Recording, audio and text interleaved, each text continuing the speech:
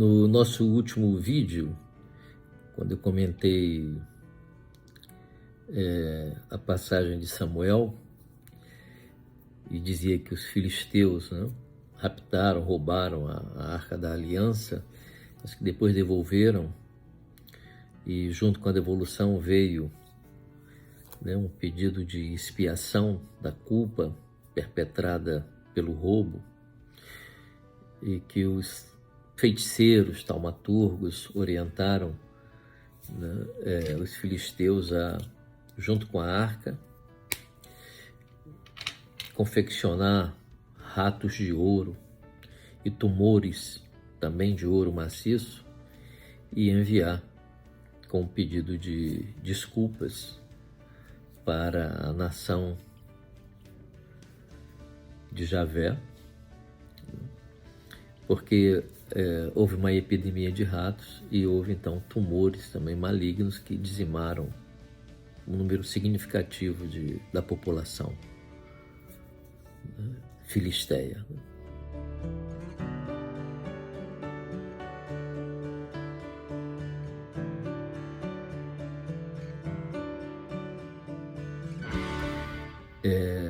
E aí eu disse que ali, essa passagem me lembra o maná, né, no deserto, quando reclamaram que aquela comida era insuportável. É verdade que já estavam lá mais de 30 anos, comendo o mesmo prato, o mesmo cardápio, né? E aquilo irritou profundamente os judeus, que começaram a sentir saudade do tempo do exílio, porque pelo menos ali se comia, né, melhor do que no deserto, né?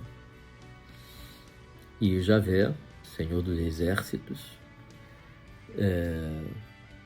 enviou uma outra praga, que foram serpentes venenosas que feriam as pessoas com sua peçonha, né? E aquelas pessoas morriam, né? E morreu um grande número de pessoas, a ponto da população ir até Moisés e implorar para Moisés que conversasse com Javé. Moisés tinha livre acesso a Javé, a ponto do seu rosto ficar brilhoso, né? Porque o luminoso, porque ele não usava nenhum tipo de mediação para falar com Javé. Os dois se viam face a face. E Javé falou com Moisés, e Moisés falou com Javé. E Javé orientou a Moisés que construísse uma grande serpente de bronze, e cada pessoa que fosse mordida pelas serpentes deviam contemplar a serpente de bronze, que encontrariam então a sua cura. Não só não morreriam, como se curariam também, né?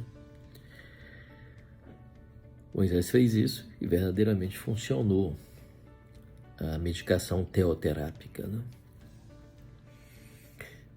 Do ponto de vista psicológico, o que exatamente estava sendo prescrito ali, né? Que nós, primeiro, devemos reconhecer que todas as coisas que acontecem na vida da gente são bênçãos. São bênçãos. Todas as coisas são bênçãos.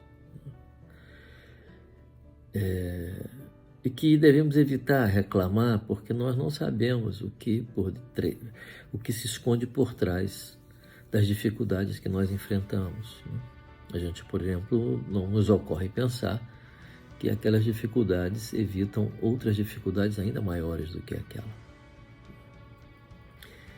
Então a gente acaba se irritando, o que é humano, né? Nós somos seres humanos, então nós nos irritamos mesmo, né? E às vezes passamos do limite da irritação e reclamamos, né? Perdemos o controle eventualmente, né? Mas devemos com muita humildade voltar atrás e pedir perdão a Deus e nos perdoarmos também pelos erros que nós cometemos, né? Então, a medicação teoterápica ali nos ensina que aquilo que feriu você é aquilo que cura você. Foi uma serpente que feriu você? Então, contemple a serpente, olhe para ela, encare,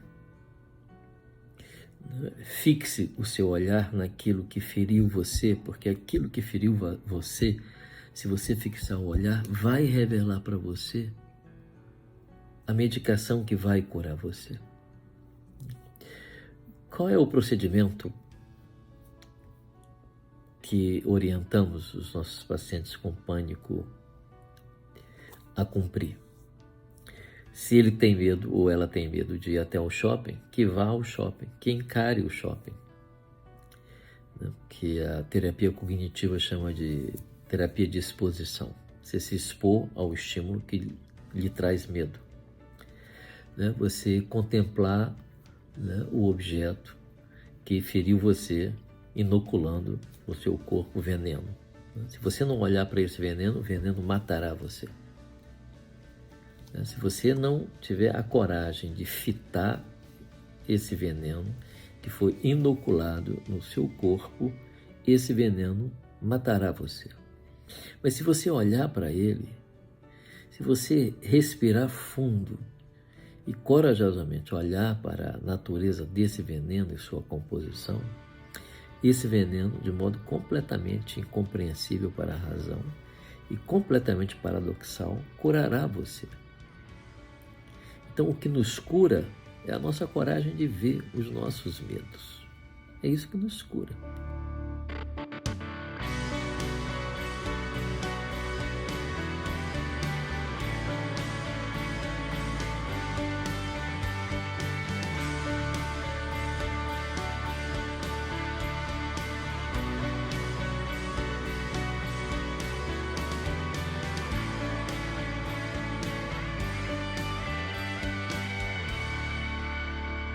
O que nos cura é a nossa coragem de ver aquilo que nos envenena, ver a natureza do que é constituído que nós, aquilo que nos envenena. É isso que nos cura. Precisa de coragem mesmo, porque a gente pode descobrir uma opção de coisa ali dentro daquela substância venenosa, né, que faz parte da gente, né? Mas quanto mais a gente deixa para lá o ego ideal, né, aquela ideia de perfeição, mais a gente se torna humilde e pode enxergar de perto, né, as nossas fragilidades, as nossas vulnerabilidades e lidar com elas, né, de uma maneira positiva, né, com humildade, é claro, sempre com humildade. A humildade é uma panaceia, é uma medicação que serve para todas as coisas. A humildade. Sem humildade não vamos a lugar nenhum. Sem humildade. Não podemos deter todo o conhecimento do mundo, podemos ter lido todos os livros do mundo, podemos conhecer todas as teorias do mundo, né? Mas se não tivermos verdadeiramente humildade, né, a palavra viva, aquela que nos cura, a palavra que vem do Espírito Santo de Deus, né, e que tem a força e o poder de nos curar contra toda a lógica, contra toda a razão, contra todo diagnóstico psiquiátrico ou médico. Essa palavra que tem o poder de nos curar, que é uma palavra abençoada, ela nos alcança quando nós nos curvamos diante da sabedoria do Senhor.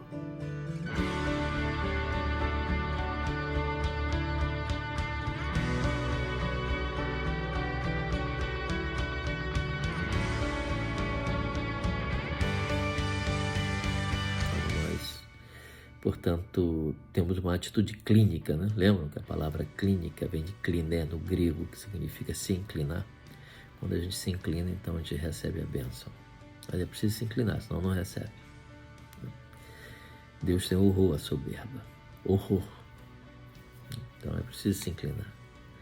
Então, a passagem que os filisteus mandam, os ratos e os tumores, né, de ouro maciço, para ser entregue junto com a Arca da Aliança para os judeus, né, mostra que eles compreenderam que aquilo que alcançaram a eles como tragédia, né, estavam também, de alguma maneira, revestidos de ouro. Havia ouro ali naquela peste, naquela dor, naquele sofrimento, né? Havia algum ouro que precisava ser extraído.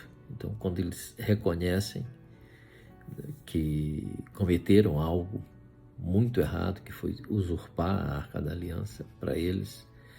Quando reconhecem isso, não só devolvem, como também exibem um gesto de expiação, né, pelos sentimentos ruins que fizeram com que eles sequestrassem aquela arca. Da mesma forma no deserto, né? As serpentes que vão ali mordem as pessoas, envenenam as pessoas, né? Aquele veneno pode ser curado se a pessoa contemplar ali a serpente de bronze, né? Que é a fonte do veneno e da cura.